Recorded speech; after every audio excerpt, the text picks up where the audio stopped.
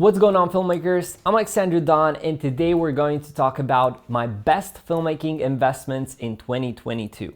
This year has been an absolutely crazy year in terms of work volume and experiences. I got to film 2 F1 races, one in Monaco and one in Brazil, and I got to travel work related to more than 10 countries. I also worked on some crazy filmmaking projects, and overall I had my best financial year so far. Because of this, I want to show you what were my best investments this year and why. Number 1 on my list is probably the Sony FX3.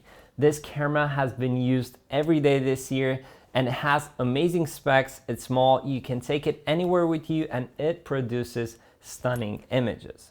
This is my favorite camera so far. Even though I have the Sony FX6 as well, I feel like the FX3 is a little bit better in terms of autofocus performance, and overall, because it's so small, it's easier to work with.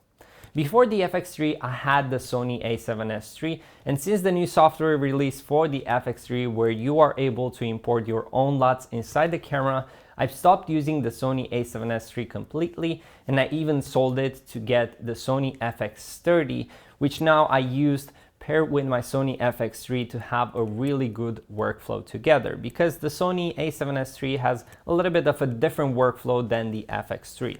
But overall, I'm in love with the design of the FX3. Why I think this camera was such a good investment, it's because it made me more money this year than any of my gear.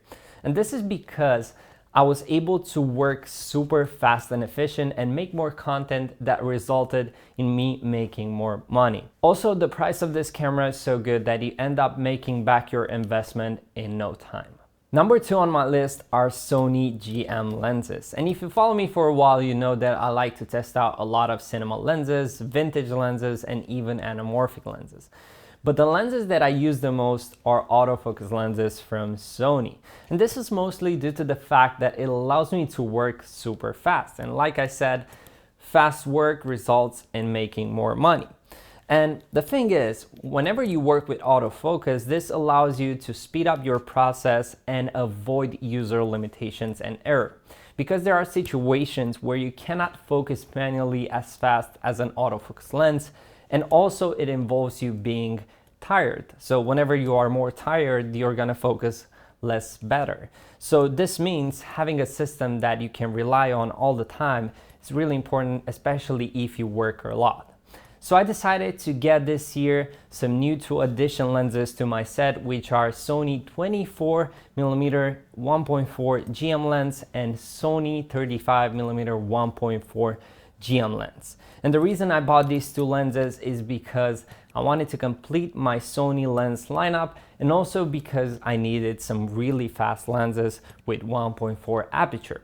This is mostly because of the look that we all love, where we have a lot of isolation in the background from our subject. Since I bought these lenses, I use them every day on a lot of social media projects. Because 24 and 35 are a little bit wider, it's easier to film with them vertically, and therefore I filmed a lot of vertical campaigns for different kind of brands like Motorola, or personal stuff for myself that involved paid partnerships. And therefore it allowed me to make content faster, make content look better, resulting in having more clients and therefore having and making more money. I know also these lenses are a little bit expensive, but they made the money back super fast, which I think this means that they are a really good investment. Number 3 on my list is probably the DJI Ronin RS3 Pro. And even though I don't use gimbal that often, this year I actually did an exception and I used the gimbal quite often. Because I shot a bunch of projects like music videos, music festivals, and a lot of extreme sports and commercials, where I used gimbal more than I used before, and that is mostly due to the fact that I wanted to do something new to my work.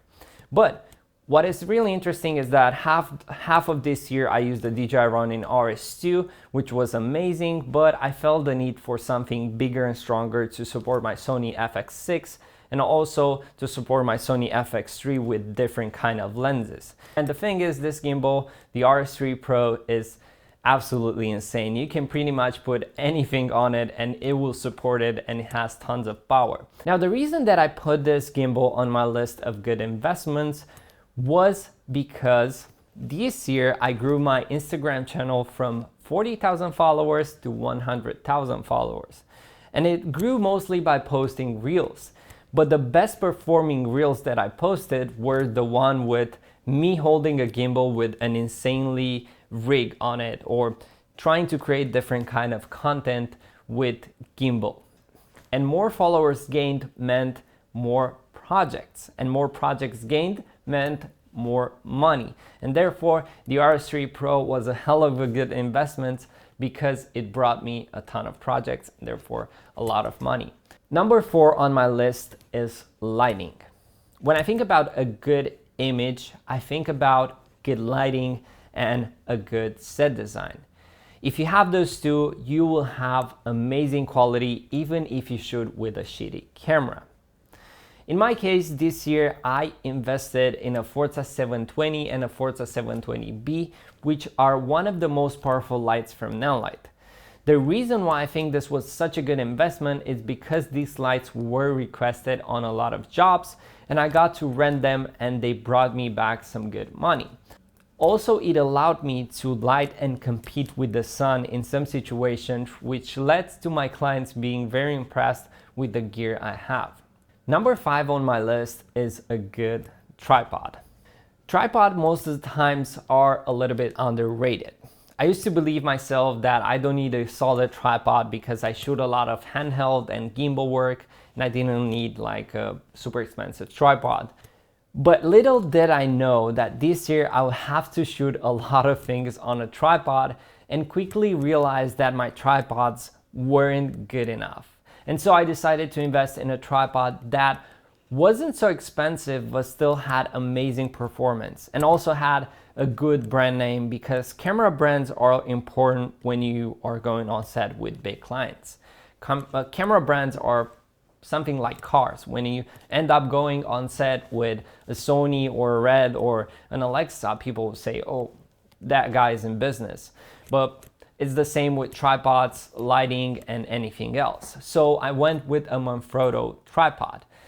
And the reason I picked this one was because of its value, performance, and price being very good. Also, Manfrotto is a very well-known brand, and it also has this fast mechanism which allows me to be very fast whenever I'm adjusting the tripod, which also, like I said, speed is key nowadays, and if you are super fast, then you'll be very successful. Number 6 on my list of investments is something that didn't brought me money, but it brought me something else. It's a camera that brought me back the joy of taking photography again, and therefore reigniting my creative spark.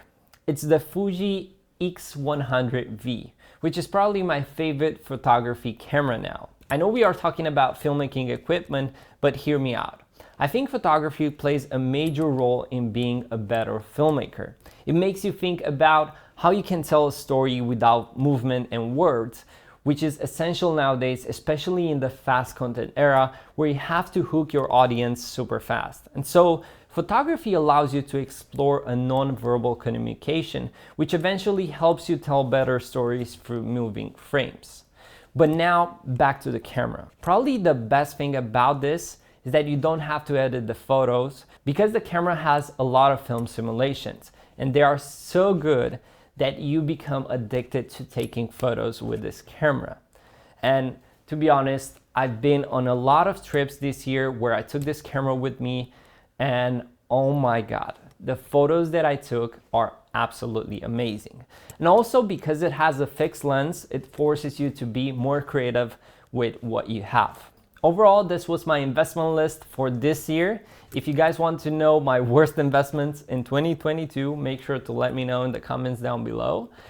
Also, I'm approaching the 20,000 followers mark on YouTube, so if you can help me get to that number faster, that would be amazing, and I will be very happy for that. And until next time, I wish you a happy new year, and I hope 2023 will be super epic.